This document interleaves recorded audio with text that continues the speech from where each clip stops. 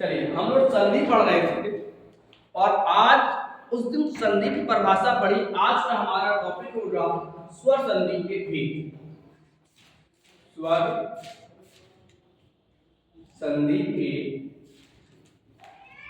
भेद हम लोग 5 भेद पढ़ चुके थे, बता चुके थे कि स्वर संधि के कितने भेद हैं, 5 भेद।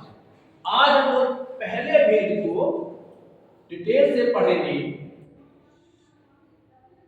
पहली है आपकी दीर्घ स्वर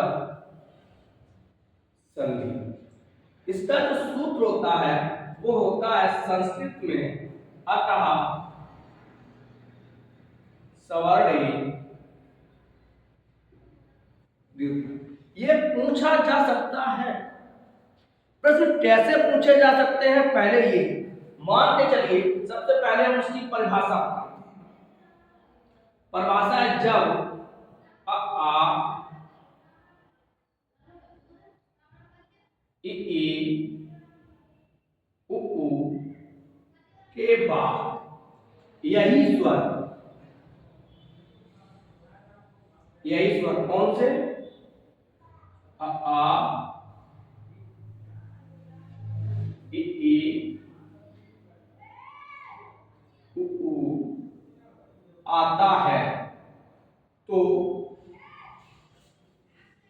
क्रमशः छोटा आ धन छोटा आ बराबर बड़ा आ, बड़ा आ धन बड़ा आ बराबर बड़ा आ, ई धन ई बराबर बड़ी ई, बड़ी ई धन छोटी ई बराबर बड़ी ई, ऊ धन ऊ बराबर बड़ा ऊ, बड़ा ऊ धन छोटा ऊ बराबर बड़ा ऊ हो जाता है। हमने ये इसलिए लिखा कि यहां पर कभी कभी वो केवल नियम पूछते हैं। क्या पूछेंगे? केवल नियम पूछेंगे और ये पूछ देंगे कि यह किस संधि के अंतर्गत आता है। क्या पूछेंगे? यह किस संधि के अंतर्गत आता है। तो आपको ध्यान रखना है कि बड़ा आ धन बड़ा आ बराबर बड़ा आ, छोटा आ धन छोटा आ बराबर बड़ा आ, तो इसे हम दीर्घ संधि कहते हैं। यानी कि इसका सूत्र अतः सवर्णे दीर्घा।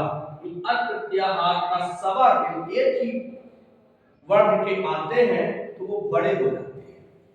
परिभाषा है जब अ आ इ ई उ के बाद यही स्वर कौन से, अ आ इ ई उ आता है तो क्रमशः आधन आ बराबर बड़ा आ, ईधन ई बराबर बड़ी ई, ऊधन ऊ बराबर बड़ा ऊ हो जाता है। चलिए अब हम लोग इसके उदाहरण देखते हैं। तो क्रमशः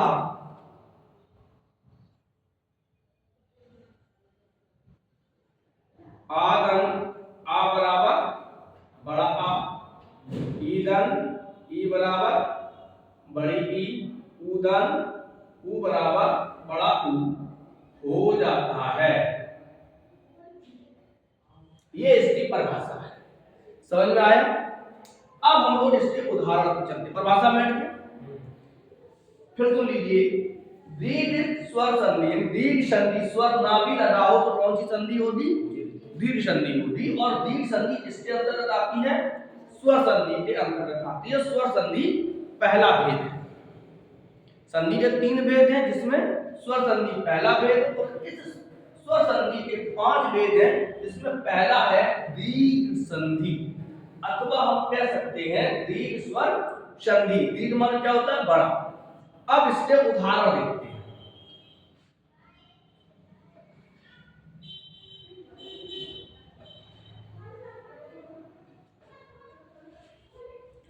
उदाहरण देखते हैं। सबसे पहले उदाहरण लेते हैं, आधन आ बराबर बड़ा। जैसे ना पहला क्या है, आधन आ बराबर बड़ा। जैसे शिवधन अर्थी, शिव धन अर्थी। अब परिभाषा में हम पहले आ है, देखिए यहाँ वा है, तो वा को हम पहले तोड़ते हैं। वा क्या है? वा, तो पहले ये व्यंजन बनेगा, धन आ, तभी तो वा होगा। और इधर क्या है?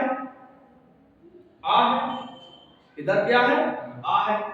आ और आ मिलके क्या हो गया? बड़ा आ हो गया। ये वा बना, तो अब वादन आ बराबर ठंडा ही तो आएगा, आके मात्रा आएगी, तो शब्द हो जाएगा शिवार्थी। जैसे शब्द है शिवधन अर्पण,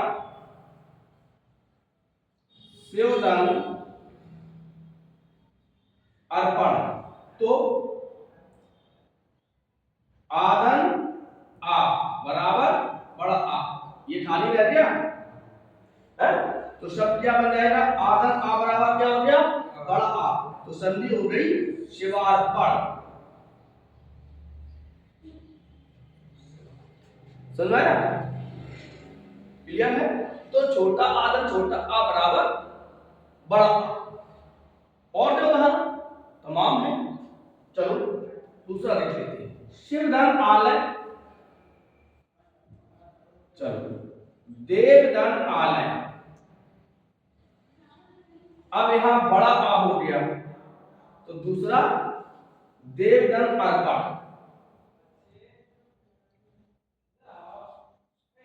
तो यहां क्या होगा? आधन आ बराबर बड़ा आ, सब हो जाएगा देवार पर, देव के लिए अर्पण। इनमें जितने भी हैं, शिवधन अर्थी, शिव को चाहने वाला, शिवार्पण शिव के लिए अर्पण, या देवार्पण देव के लिए अर्पण, तो ये थे छोटा आधन छोटा आ बराबर बड़ा आ।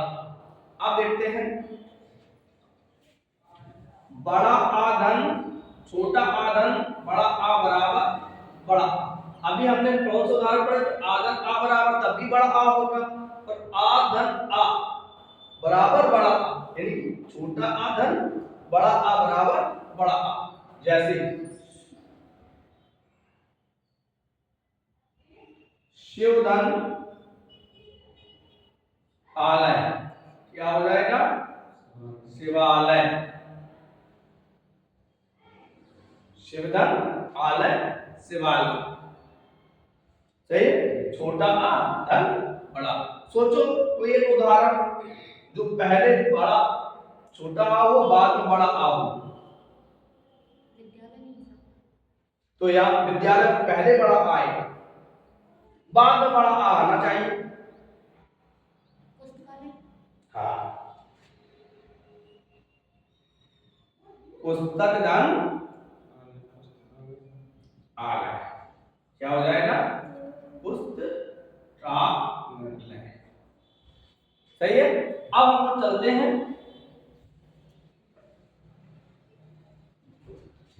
बड़ा आधन छोटा आ बराबर बड़ा आ, यानी आ से आ मिलेगा, कैसा भी मिले बनेगा बड़ा आ। जैसे अब आप बता सकती हो विद्याधन आलय, विद्यालय, महाधन आलय, नहीं ये तो बड़ा है, विद्याधन आर्थी, हाँ विद्याधन आर्थी,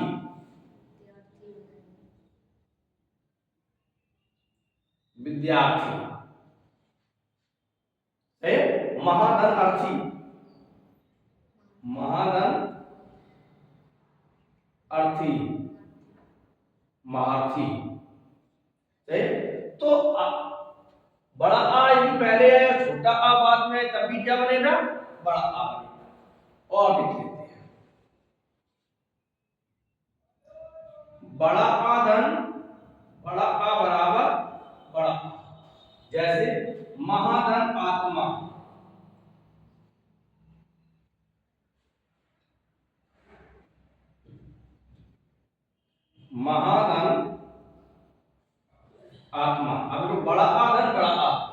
निकालोगे, हा धन बड़ा आ, धन बड़ा आ, ये मिलके दोनों क्या हो जाएंगे, बड़ा आ। तो हा धन बड़ा आ बराबर आ का डंडा चलेगा, हा, सब हो जाएगा महात्मा। क्या हो जाएगा, महात्मा। जैसे आप जाए परम धन आत्मा, तो यहां आएगा परम धन आत्मा, छोटा आ पहले आ जाएगा। क्लियर है। दूसरे उदाहरण देखते हैं। अब ई के उदाहरण देखते हैं। ई धन ई बराबर क्या होगी, बड़ी ई। ये तो बात करती है बड़ी ई। जैसे शब्द है कपिधन इन, तो देखो हमने जब छोटी ई की मात्रा, तो ये चाहे बड़ी हो चाहे छोटी हो, जाए बदल में बड़ी ई में, शब्द हो जाएगा कपिन। गिरिधन इन, गिरिधन इन क्या हो जाएगा, ग्रीन। सही है। अब देख लेते हैं छोटी ई धन बड़ी ई, छोटी ई धन बड़ी ई, क्या बनेगा, बड़ी ई ही बनेगा। सही तो बनेगा। जैसे उदाहरण के तौर पे देख लेते हैं, कपिधन इस, क्या हो जाएगा, कपीस। इसी प्रकार गिरिधन ईस क्या हो जाएगा, गिरीश। समझ में आ रहा है। अब ये मात्रा बदली कैसे, वही है, देखो रा अलग हो गया, ई इधर और इधर बड़ी ई है, तो ये दोनों मिलकर क्या हो जाएगी, बड़ी ई हो जाएगी। अब रा धन बड़ी ई बराबर री, तभी तो आया गिरीश। इस प्रकार अक्षर को आप तोड़ सकते हैं। अगर बड़ी ई धन बड़ी ई बराबर बड़ी ई, बड़ी ई धन बड़ी ई बराबर बड़ी ई, मही धन ई, मही धन, मही होता है मही, मही धन नहीं, बड़ी ई होना चाहिए है। तो हाँ, मही धन ईस, महीस क्या हो जाएगा, पृथ्वी के ईस, महीस। और देख लीजिएगा उदाहरण,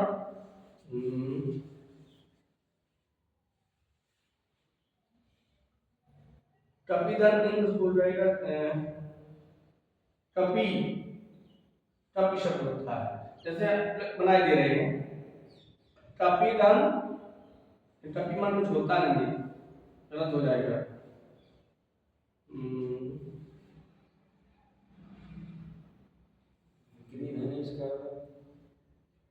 नहीं, जैसे एक और आपका छोटी धन, पति धन इच्छा, प्रतीक्षा, प्रतीक्षा नहीं। चलो अब आते हैं ऊ के ऊपर। ऊधन ऊ बराबर क्या होगा, बड़ा, ऊधन ऊ बराबर बड़ा। जैसे